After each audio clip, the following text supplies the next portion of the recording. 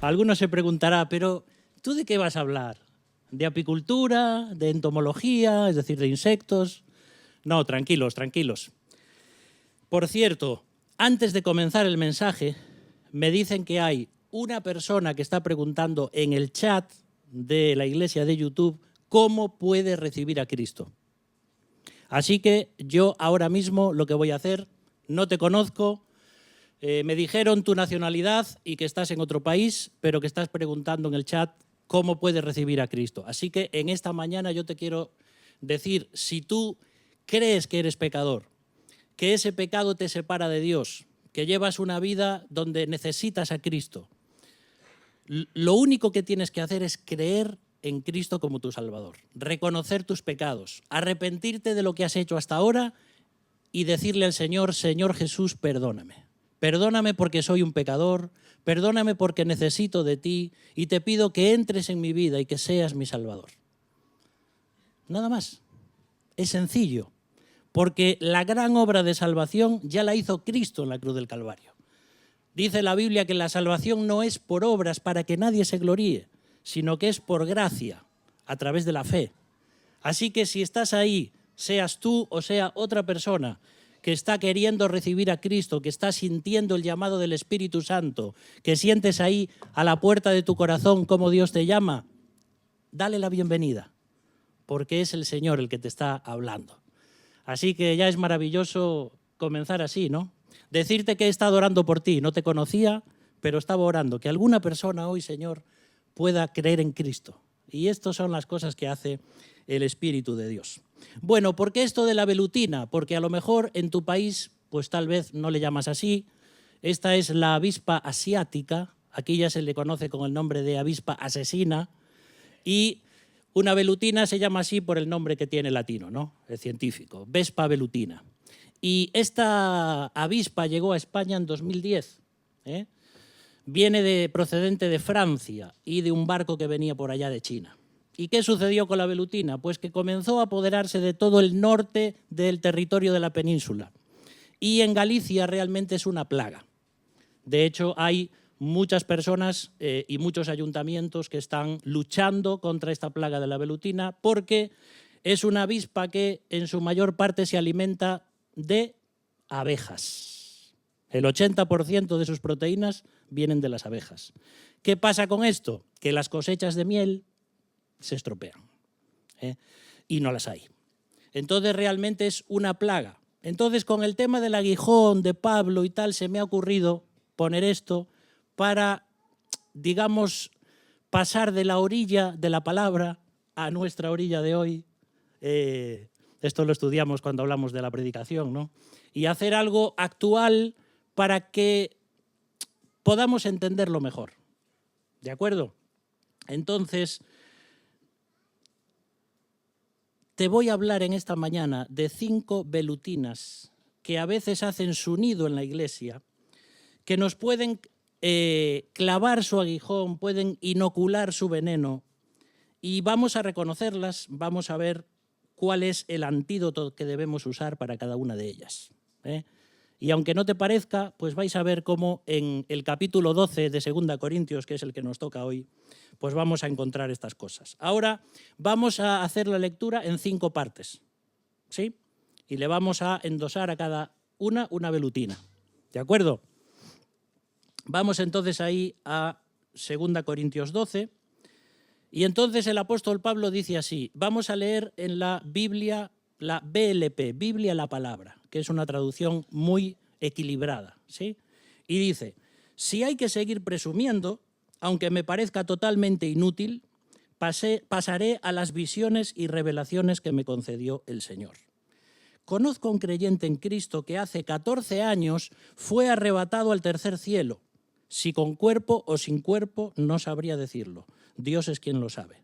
Lo cierto es que ese hombre, repito que no sé si con cuerpo o sin cuerpo, Dios es quien lo sabe, fue arrebatado al paraíso y escuchó palabras misteriosas que a ningún humano le está permitido pronunciar. De alguien así podría presumir, pero en lo que me atañe solo presumiré de mis flaquezas. Y eso que si quisiera presumir, No diría ningún desatino, al contrario, estaría diciendo la pura verdad, pero me abstengo de hacerlo para que nadie me considere por encima de lo que ve o escucha de mí. ¿Sabes qué velutina encontramos aquí? La velutina del orgullo. Pablo está hablando y dice que presumir es inútil.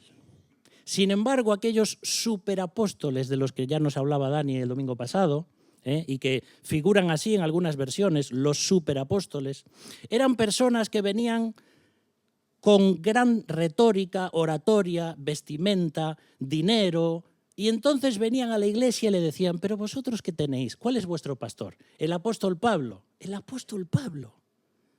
Pero vosotros visteis la pinta que tiene ese tipo. Claro, ¿te acuerdas el domingo pasado que leímos? 5 veces le dieron de latigazos, es decir, 39 azotes cada vez. Una persona estaba al límite de la muerte después de los 39 azotes. Los naufragios, los apedreamientos, todo lo que sufrió el apóstol Pablo, que lo leímos el domingo pasado. ¿Tú crees que la apariencia física del apóstol Pablo era una persona muy guapa y muy arregladita? No creo, porque eso la cara y el cuerpo te lo deforma. Entonces, claro, veías al apóstol Pablo, como se dice aquí en Galicia, un chambriñas, Pero, amigo, el Espíritu de Dios que estaba en él y lo que Dios hacía a través de él, al final lo que te encuentras es que aquellos superapóstoles eran todo apariencia. Sin embargo, Pablo era todo lo opuesto. Pablo era todo interior. Y debido a esa debilidad, Dios lo usaba grandemente. Ahora, esa gente eran más que obispos, eran avispas. Y no hay nada peor que el orgullo en un siervo de Dios. Y uno tiene que tener cuidado porque ninguno está exento de esta velutina. Tú sabes que hoy sigue habiendo superapóstoles. Te vas a un seminario, en un lugar de cuyo nombre no quiero acordarme, sales con el título bajo el brazo, vuelves a tu país, abres una iglesia y le pones el título Iglesia Bíblica Verdadera o algo por el estilo. Porque claro, todas las demás que hay en esa ciudad son falsas y no han conocido el verdadero evangelio. En contra totalmente de la psicología. Si una persona en su iglesia tiene depresión, le recetan un versículo. Y dejémoslo ahí. Los superapóstoles. Dinero, influencia, literatura y sobre todo, el decir yo tengo la verdad. Y escribes un libro y dices te voy a predicar el evangelio verdadero. Y siempre es lo mismo. Pues lo siento, pero yo no quiero ser un superapóstol de esos. Porque mira, yo también fui a un seminario y estuve 3 años, sigo estudiando hoy. Y si el estudio bíblico no te hace mejor persona, más abierto a las opiniones de los demás. Yo también me acuerdo, mira, cuando vine de Argentina en el año 2002, venía con mi cabeza como un bombo, ¿no?, de la Biblia. Y yo decía, la Biblia arregla todo. ¿Tienes un tal? Biblia. ¿Tienes no sé qué? Biblia. ¿Tienes no sé qué? Biblia. Pero luego te das cuenta de que aunque la Biblia es una maravilla porque es la palabra de Dios y hasta es terapéutica en nuestra vida y nos ayuda, hay ciertas cosas que un versículo bíblico o una oración no va a curar, porque el ser humano es mucho más complejo que eso. Y la experiencia en el pueblo de Dios y los 20 o 23 años de ministerio trabajando con personas te enseñan cosas. Y cuanto más estudio la Biblia, menos categórico soy, aunque parezca que no, en mis puntos de vista. Yo creía cosas hace 23 años que hoy ya no creo. He cambiado de opinión en ciertas cosas, porque cuanto más estudias la Biblia, más te abres y más bonito es una crítica constructiva, un pentecostal que dice esto y un católico que dice aquello y otro evangélico que dice lo otro y un filósofo secular que dice lo otro, hasta citas de Nietzsche, como vamos a ver hoy, que nos dicen cosas muy interesantes. Eso es lo que te hace el estudio. Entonces, aquí nos encontramos con esa velutina del orgullo y tenemos que tener mucho cuidado. Ahora, sabéis lo que hace Pablo en este capítulo, ¿no? Pues Pablo dice, pues yo también me voy a chulear. Y entonces empieza a contar una historia ahí acerca de una experiencia que tuvo cuando fue llevado al paraíso. Ahora, se ha debatido mucho en qué es lo que sucedió aquí, pero bajo mi punto de vista, 14 años antes, cuando Pablo fue apedreado en Listra y dado por muerto, posiblemente sufrió lo que hoy se conoce como un encuentro próximo a la muerte. He leído algunos libros sobre eso y son realmente apasionantes. Es decir, hay personas que por un ataque cardíaco, por un accidente, se les tilda o se les dice que están en muerte cerebral. Entonces ellos dicen que salen de su cuerpo de una forma que no podemos entender, se ven a sí mismos desde fuera, a veces, por ejemplo, ellos se ven a sí mismos desde el techo, por ejemplo, imagínate, del hospital, y ven cómo los médicos pues, están ahí intentando reanimar, escuchan todas las voces, saben todo perfectamente y sienten una paz y algo que dice, indescriptible. Y la mayoría de esas personas, cuando vuelven a la vida, dicen que ya no son las mismas, que ya no le tienen miedo a la muerte, etcétera, etcétera. Bueno, este es un tema muy delicado, pero son miles, por no decir millones, las personas que en el mundo han tenido estas experiencias. Cuando tu conciencia o algo sucede ahí, que estás entre la vida y la muerte, te vas pero no vas.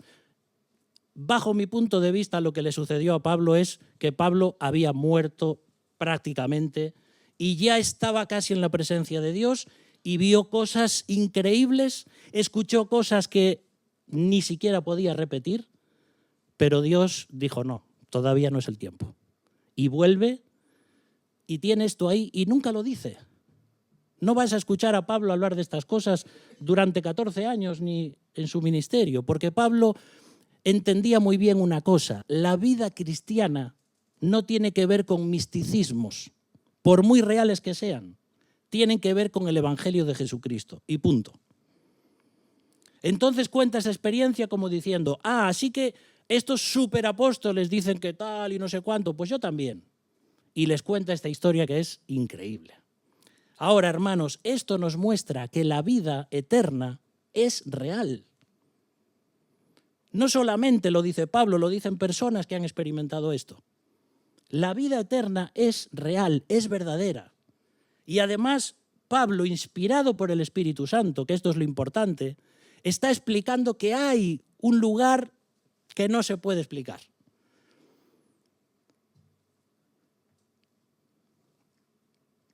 Ahora, ¿sabes lo que pasa con el veneno de la velutina del orgullo? Que el veneno te lo deja en la mente.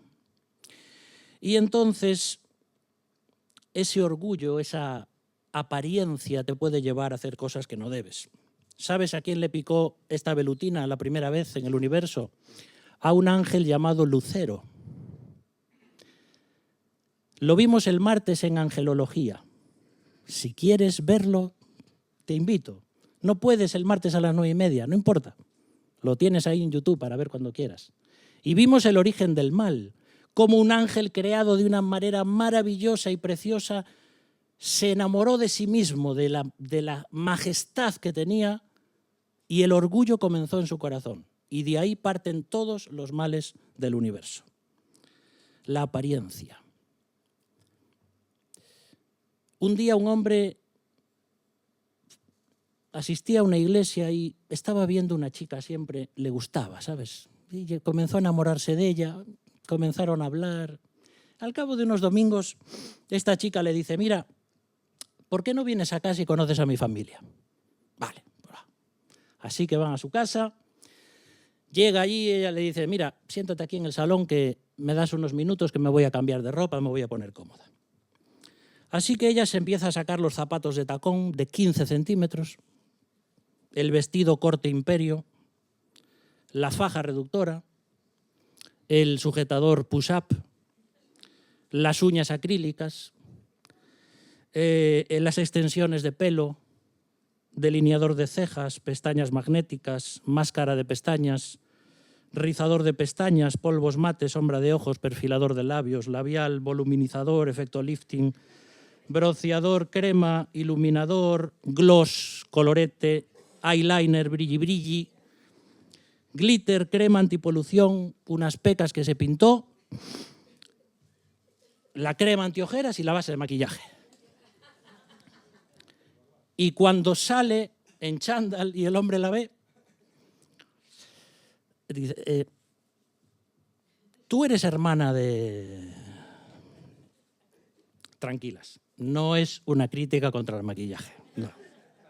De hecho, dudo que alguien pueda echarse todo esto, todo junto. Tú eres quien eres, aunque esto también es para los hombres, ¿eh? Somos quienes somos por nuestra persona, no por nuestra imagen. Y hoy vivimos en la cultura de la imagen.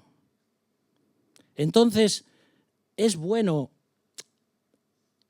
resaltar los rasgos de nuestro físico y estar más guapos y más guapas, pero el tema es el propósito, o si busco la apariencia, o si me creo realmente que yo soy ese hombre con esa imagen, cuando eso es una imagen artificial.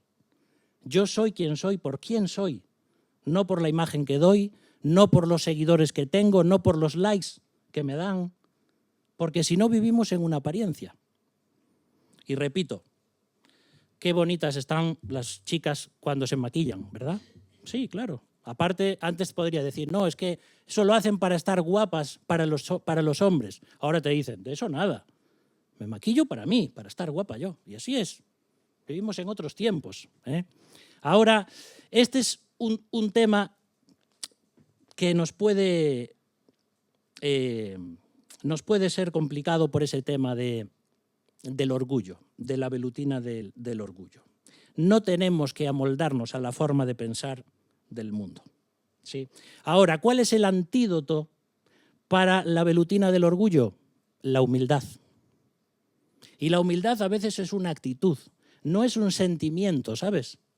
Es una actitud que tomo ante la vida, ante las cosas, ante las personas. Muchos problemas en la Iglesia a veces surgen del orgullo, del yo, del querer sobresalir, de buscar una posición de autoridad, de pensar que yo soy un gran líder y que me merezco esto. Y eso le pasó a Moisés, ¿sabes? Moisés fue criado 40 años, ¿dónde? En el palacio de Faraón. El nieto de Faraón. Dice el libro de Hechos que fue un varón poderoso en palabras y en hechos. Criado y educado en todas las artes y ciencias egipcias. Ningún hebreo podría llegar a tal grado. Además, era general del ejército egipcio. Y hay muchas historias de Moisés que no están en la Biblia, que los lees en los libros de historia. Hazañas militares. Claro, cuando Moisés tiene 40 años y sale y está por allí un día y dice que ve a un capataz egipcio que estaba maltratando a uno de los hebreos que era de su propio pueblo, ¿qué hace Moisés? Pues una de las llaves de artes marciales que había aprendido en el palacio y lo mata. Porque dice Hechos que él pensaba que sus hermanos habían entendido que Dios los iba a librar por mano suya. Él decía, yo ¿quién mejor que yo para liberar al pueblo? Lo tengo todo, inteligencia, poderío, influencia, todo. Y al día siguiente ve a dos que están riñendo y se acerca y les dice, ¿por qué os estáis peleando? Y uno le dice, ¿qué pasa, Moisés? ¿Me quieres matar como ayer cuando mataste al egipcio? Y tú fíjate esa frase, le entró tanto miedo y se sintió tan mal que huyó al desierto. 40 años en el desierto. Yo creo que era una persona paz, personas altamente sensibles. Porque una frase de un hebreo lo derrotó. Ay, yo pensé que iba a liberar al pueblo y ahora nadie me quiere. Me voy. ¿Sabes lo que pasaba? Que Moisés tenía su mente preparada, pero le faltaba preparar su corazón. Moisés dijo, yo soy el líder, yo los voy a liberar. Y Dios dijo, no, te tengo que llevar 40 años al desierto ahora y enseñarte humildad. Y cuando tengas 80 y ya pienses que estás esperando la muerte, ahí vas a estar listo para servirme. Qué tremendo, ¿verdad? Cuando pica la velutina del orgullo. Y a veces sucede en nuestras vidas. Así que humildad, y yo el primero. Vamos a seguir. Me paré más en estos versículos porque había muchas cosas para decir. Casi podríamos hablar solo del orgullo. Pero vamos a ir ahora al versículo 7 y dice, a causa de revelaciones tan extraordinarias, precisamente para que no se me suban los humos a la cabeza, dice Pablo, tengo una espina clavada en mi carne. Se trata de un agente de Satanás que me da de bofetadas para que no me ensoberbezca. 3 veces he pedido al Señor que me libre de esto, y otras tantas me ha dicho, te basta mi gracia, porque mi fuerza se realiza plenamente en lo débil. Con gusto, pues, presumiré de mis flaquezas, para sentir dentro de mí la fuerza de Cristo. Por eso me satisface soportar por Cristo flaquezas, ultrajes, dificultades, persecuciones y angustias, ya que cuando me siento débil es cuando más fuerte estoy. Y esta es la velutina de la prueba. ¿Te va a picar antes o después? Dios le dio un aguijón a Pablo, se lo dio Dios. No sabemos exactamente lo que era. Muchos hablan de una enfermedad crónica. Algunos hasta hablan de una enfermedad en la vista, pero eso es porque no tenía a mano la óptica Belavista. Si estuviera allí, seguramente no habría pasado por eso. Ahora, el hecho es de que él luchaba y pensaba que estaría mejor sin esa enfermedad. Y sin embargo, Dios le dice, no, Pablo, yo quiero que tengas esa enfermedad para que dependas de mí, para que aprendas que cuando tú eres débil, si dependes de mí, yo seré fuerte a través de ti. Cuando él dice un agente de Satanás que me abofetea, no tiene nada que ver con un demonio, ¿vale? Que a veces pensamos que venía ahí un demonio a que... No, es una expresión. Dios permite aguijones en nuestra vida, ¿verdad? Casi podíamos ir uno por uno e iríamos nombrando aguijones en nuestra vida. Una enfermedad inesperada, mujeres viudas en la iglesia, enfermedades para los niños, tantas cosas. Cada uno de nosotros tiene un aguijón. Algunos son más fuertes, otros más pequeños, unos tienen más veneno, otros menos, pero todos son para que aprendamos a confiar en Dios. El problema es que la velutina de la prueba te deja el veneno en el corazón y ese veneno se puede transformar en amargura cuando te comparas con otros.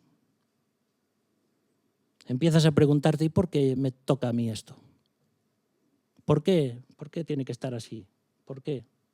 Y esto, y el otro, y no sé cuánto. Y cuando te comparas, te amargas. Entonces, el antídoto para esta velutina, para la prueba, es la aceptación. Con las pruebas pasamos por diferentes fases. Primero, no entendemos, nos parece un sueño, parece que eso no es real. Luego nos rebelamos, nos enfadamos y luego, poco a poco, tenemos que aprender a aceptar eso. Porque cuando oras y lloras durante años para que Dios quite un aguijón y Dios no lo quita, no te queda otra que o convertirte en un amargado o aceptar y decir, Dios sabe lo que hace. Dios es soberano. La prueba no siempre viene en forma de enfermedades, pero tal vez es lo más común, la velutina de la prueba. Una frase que os decía antes de Friedrich Nietzsche. Fíjate qué frase dijo él una vez. ¿Por qué tan duro? Dijo cierta vez el carbón al diamante. ¿Acaso no somos parientes cercanos? El carbón y el diamante son iguales. Carbono. Pero ¿cuál es la diferencia?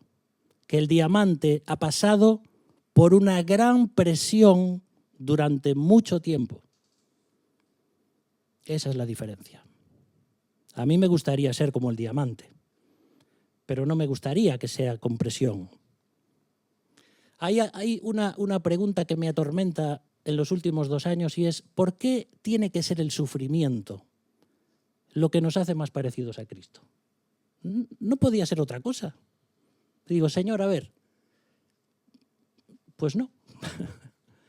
Tiene que ser el sufrimiento. No lo entiendo, pero el sufrimiento, si tengo la actitud correcta, va a producir en mí perlas, diamantes. Vamos a seguir leyendo, versículo 11. Si he hablado como un insensato, vosotros me forzasteis a ello. En realidad os correspondía a vosotros dar la cara por mí, pues aunque no soy nada, en nada soy inferior a esos superapóstoles. Ahí están las credenciales de mi apostolado entre vosotros. Una constancia a toda prueba acompañada de signos milagrosos, prodigios y portentos. ¿En qué estáis en desventaja con las demás iglesias? ¿En que yo no quise vivir a costa vuestra? Perdonadme, por favor, este agravio. Ahí encontramos de nuevo la ironía de Pablo, ¿no? Ironía, pero no cinismo, ¿no? Decía Dani el domingo pasado, una frase muy buena. Esta es la velutina de la murmuración. Hemos hablado ya mucho en 2 Corintios de todo lo que pasaba, de las críticas contra Pablo. Mira, las credenciales de un pastor no son sus títulos, sino que es su conducta y su fidelidad en el ministerio. No es lo que aparento, no es cómo hablo, no es si canto, no es... es quién soy, cómo es mi comportamiento, cómo me ven los demás, cómo es mi integridad. Eso es lo que es un pastor, un anciano. Los pastores también cometemos errores, ofendemos, decimos cosas fuera de lugar, porque somos humanos. Pero mira, un pastor no es más que una oveja del rebaño que se preocupa por las demás y a quien el rebaño le ha encomendado que las guíe. Porque no es que está el pastor o los pastores y entonces luego bajas un escalón, luego están los diáconos y bajas escalón y está la iglesia. No, no es así. No hay jerarquías en la iglesia. Por eso los superapóstoles siempre hablan, soy la autoridad. Sométete a la autoridad. Obedece a tus ancianos. No, no hay. Eso no es autoridad. Eso es autoritarismo. Y cuando estás tan hinchado de todo lo que conoces de la Biblia y tan hinchado de las cosas que has estudiado, como Michelin, ¿sabes? Luego te quieres agachar para lavarle los pies a tu hermano y no puedes porque tropiezas con tus propias hinchaduras, o como se llame. No puedes, ¿quieres? No puedes. Y yo quiero aprender eso. Un pastor tiene que ser un siervo. Está para servir, no está para mandar. Somos ovejas. Hay un llamado de Dios, sí. Hay un reconocimiento de la Iglesia, sí. Pero somos ovejas. Y olemos mal. Pero aún así tenemos que recordar que la Iglesia en conjunto es la que funciona. Los que venís aquí a escuchar, no venís solo a escuchar, venís a servir, venís a ejercer vuestros dones, tanto aquí como fuera, en vuestros trabajos, en vuestros estudios, en vuestra familia. Sois cristianos donde Dios nos pone. Y si lo piensas, la murmuración siempre son quejas contra la autoridad. En el buen sentido, ¿no? Los padres son una autoridad en el hogar. No de decir, aquí se hace lo que yo digo porque lo digo yo. No, una autoridad buena, un respeto. ¿Y cuántas críticas hay hacia los padres? Porque yo tengo un trauma, papá, desde que tú me dijiste no sé cuánto. Bueno, pues puede ser verdad. Pero luego las murmuraciones van contra un policía, contra un profesor, contra un político, contra un anciano, contra un pastor. ¿Sabes por qué? Porque los seres humanos somos un poco anárquicos. Nos molesta que alguien nos diga lo que tenemos que hacer. Y sobre todo, a la hora de hablar de lo espiritual, cuando hay una persona que te dice, oye, mira, esto no lo has hecho correctamente. ¿Y tú quién eres para decirme lo que tengo que hacer? Pues es que te lo digo porque te amo. Y porque si yo lo hago, dímelo también a mí.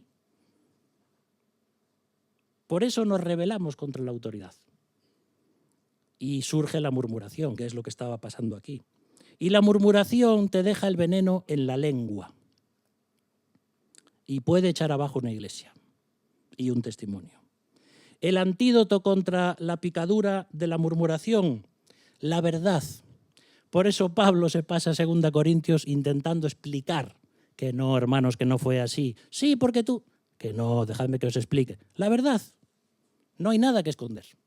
Lo que pasa es que a veces hay gente que no te quiere escuchar tampoco, por mucha verdad que digas. Seguimos, versículo 14. Estoy a punto de haceros mi tercera visita. Pablo ya estaba temblando, porque todas las visitas que fue, Oye, la iglesia de Corinto era un desastre. En serio, un auténtico desastre. La gracia de Dios y la misericordia de Dios ha hecho que hoy, si nos comparamos con esta iglesia, somos una iglesia perfecta. En serio, a veces idealizamos las iglesias de la Biblia. Corinto era un desastre de iglesia. Y además, todo lo que iban contra Pablo. Dice, tampoco esta vez os seré gravoso, pues me interesáis vosotros, no vuestro dinero. Después de todo, corresponde a los padres ahorrar para los hijos y no los hijos para los padres. Así que gastaré gustosamente cuanto tenga y me desgastaré yo mismo por vosotros. ¿Acaso por amaros yo tanto, me amaréis vosotros menos?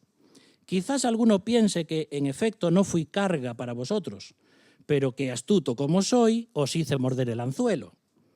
¿Querríais decirme a cuál de las personas que os envié he utilizado para explotaros? Pedí a Tito que fuera a visitaros y envié con él a ese otro hermano. ¿Es que os ha explotado Tito? ¿No es más cierto que nos mueve el mismo espíritu y que los dos seguimos los mismos pasos? Claro, porque aquí decían, es que Pablo usó la excusa de esa ofrenda para los hermanos pobres de Jerusalén para embolsarse él algún dinerito. Tú mira lo que le decían los superapóstoles a esta gente. Y entonces estaban contra él. No, lo que pasa es que tú eres un hipócrita porque no sé cuánto. Menos mal que no tenemos esos relatos. Y esta es la velutina de la avaricia. La avaricia, que es tan peligrosa en nuestra vida. Y Pablo le dice, me interesáis vosotros como personas, no vuestro dinero. Y es algo muy importante. La iglesia son personas. El local, el edificio, la cuenta bancaria, los ministerios que realizamos son recursos que capacitan a las personas. Y el dinero que usamos y el dinero que ofrendamos y las cosas que tenemos es todo para capacitar a las personas. Si no estamos haciendo eso, nos estamos equivocando. No es vamos a aumentar el valor de nuestra propiedad. No, es vamos a aumentar el valor de cada hermano, de cada hermana, capacitándolos, orando por ellos, sirviéndoles, que se conviertan en líderes para que ellos puedan capacitar a otros. Es crecer como personas, en lo espiritual, en lo educacional, en la sociedad. Eso es lo que Dios quiere. No son las piedras. Y para todo esto se necesita dinero. Porque la velutina de la avaricia te deja el veneno, ¿sabes dónde? En el bolsillo. Y ya no queremos meter la mano allí porque... ¿Cuál es el antídoto? La generosidad. Cuando tú entiendes que tu dinero, si lo das a la obra de Dios, es una inversión que tiene que repercutir también en ti mismo, en salvación de almas, en... Mira, esta persona que nos escribía, que decía, ¿cómo puedo ser salvo? Si vosotros no hubierais ofrendado para que pudiésemos emitir en directo, porque hay mucho dinero en muchas cosas de esas, no podríamos tener esa respuesta en ese momento. ¿Te das cuenta? El dinero que das para la obra de Dios hace que el reino de Dios se extienda. No sabes dónde va a llegar tu dinero, pero estás invirtiendo en lo celestial. Y entonces algunos diréis, como decían a Pablo, eso lo dices para que te suban el sueldo. Entonces, si te dan más dinero, estás invirtiendo en el reino celestial. No es así, hermanos. Espero que nadie piense así.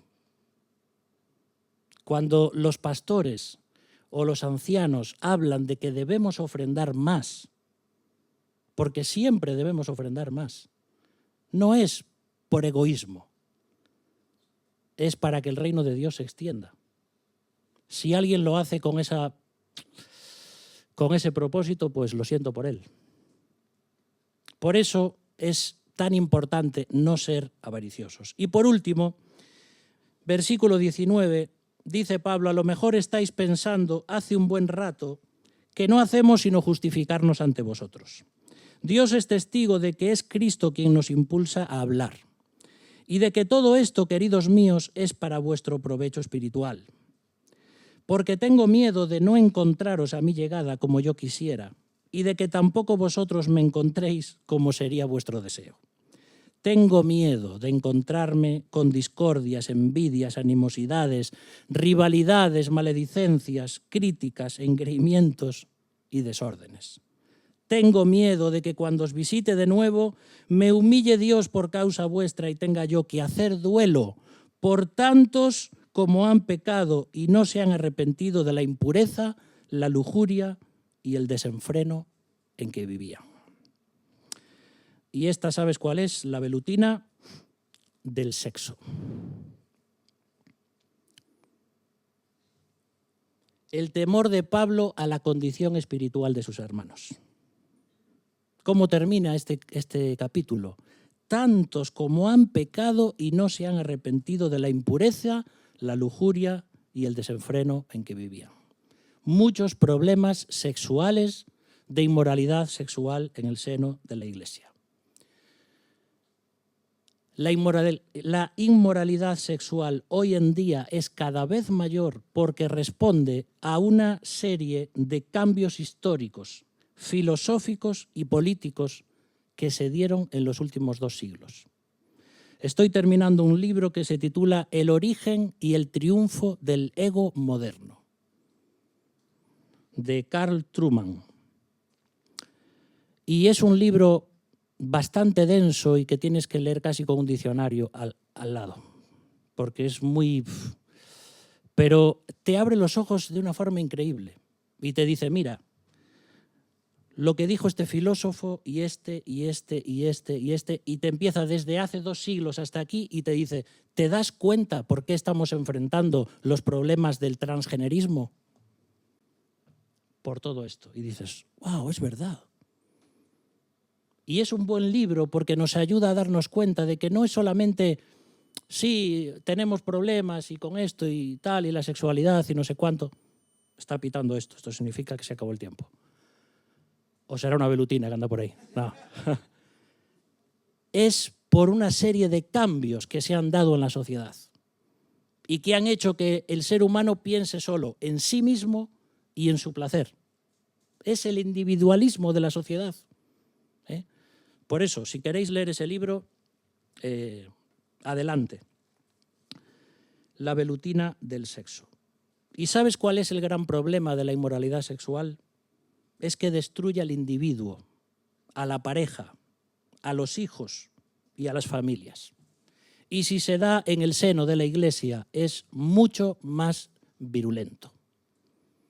Por eso nosotros tenemos que huir de esas cosas, tenemos que ser sabios, tenemos que tener cuidado con nuestros ojos, los hombres. Porque la velutina del sexo te deja el veneno, ¿sabes dónde? En el cuerpo. Y Pablo habla mucho del cuerpo. Dice, cualquier otro pecado está fuera del cuerpo, pero la sexualidad está en el cuerpo. ¿Y sabes cuál es el antídoto? Lo dice ahí. Y no se han arrepentido. Es el arrepentimiento. Si yo tengo un problema con la pornografía, tengo que arrepentirme de eso. Si tengo que buscar ayuda, tengo que hacerlo. No tengas vergüenza, no vas a ser el primero ni el último. No se habla mucho de eso, ¿verdad? Dicen, no, en nuestra iglesia eso no pasa. Y todos esos problemas sexuales pueden llevar a destruir las familias. Cuidado con esta velutina. Así que hemos hablado de 5 velutinas, que dejan su veneno y hemos visto cómo cada una de ellas tiene un antídoto. Pero déjame terminar diciéndote algo. La peor velutina que existe es una que se llama la velutina del pecado, que picó a nuestros primeros padres, Adán y Eva, y ese veneno se fue transmitiendo de generación en generación. Síntomas de la picadura: rebeldía, injusticia, inmoralidad, desobediencia, mentira. ¿Y sabes cuál es el antídoto? La sangre de Cristo. Porque cuando Cristo estaba en la cruz del Calvario, todas las velutinas del mundo, de todo el pecado de cada persona, fueron clavándose sobre su cuerpo. Y la sangre de Cristo tiene los anticuerpos necesarios para que nosotros podamos vencer a la muerte, tener el perdón de nuestros pecados y tener la esperanza de la vida eterna. Por eso podemos decir también como el apóstol Pablo, ¿dónde está, muerte, tu victoria? ¿Dónde tu venenoso aguijón? Cristo quitó el aguijón del pecado y de la muerte. Y lo demostró cuando Él resucitó. Y al haber resucitado nos está diciendo, lo hice, vencí, consumado está.